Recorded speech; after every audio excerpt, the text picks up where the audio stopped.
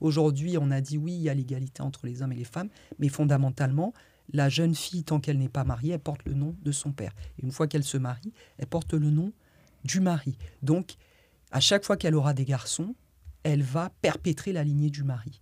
Donc, chez les Occidentaux, c'est normal. Chez nous, c'est une perte d'utérus. Donc, pour nous, c'est pour ça qu'on avait créé la dot, pour compenser la perte d'utérus dans la famille de la femme.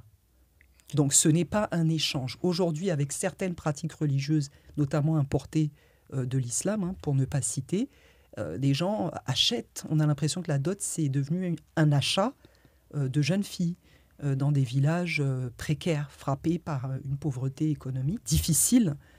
Et puis d'un autre côté, je l'ai vu dernièrement dans Facebook, des gens qui demandent le remboursement de la dot. Et ça s'est passé au Cameroun il n'y a même pas une semaine. Ils se sont retrouvés au tribunal et le père de la mariée s'est suicidé parce qu'il n'avait pas l'argent pour rembourser la dot.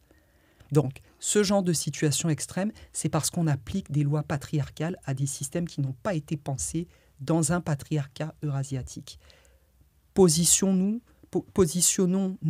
sur nos cultures. C'est pour ça qu'il faut parler les langues africaines pour comprendre ce que c'était que le rôle du père et du patriarche africain. Aujourd'hui, nous n'avons pas de patriarcat africain.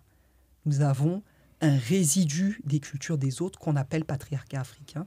Et résultat, nos communautés sont penchées, nos populations sont de travers. Qu'est-ce que tu en penses, toi, Elie, par rapport à la place de la spiritualité et du couple? Ma mission, c'est de rétablir la vérité concernant notre culture en profondeur. C'est-à-dire que pour mes enfants, pour ma famille, pour mes proches, ce sera ça en fait. Et donc c'est pour conclure sur tout ça, c'est que, comme a dit Christelle, il faut réapprendre nos langues, réapprendre notre culture et surtout arrêter de récupérer des choses qui ne nous concernent pas. Mais c'est vraiment grave quand même, de près ou de loin. C'est-à-dire, par exemple, moi, j'ai mon père et ma mère qui sont guadeloupéens. Moi, à chaque fois, je dis toujours cette phrase-là.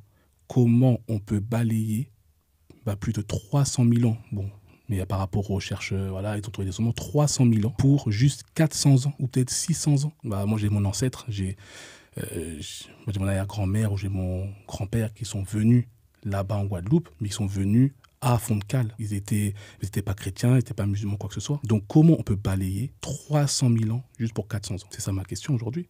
Comment maintenant on peut donner des prénoms qui ne nous concernent pas? On peut suivre des Jésus-Christ, on peut suivre des Josué, des Joseph, alors qu'ils ne sont même pas africains. Ils n'ont rien d'africain. Même quand on lit la Bible, on ne voit rien d'eux. Franchement, personnellement, moi, je ne me retrouve même pas dedans. Même par rapport au patriarcat, par rapport à tout ça, il n'y a rien d'africain. Mis à part qu'ils ont récupéré quelques brides, voilà. Mais sinon, il n'y a rien d'africain.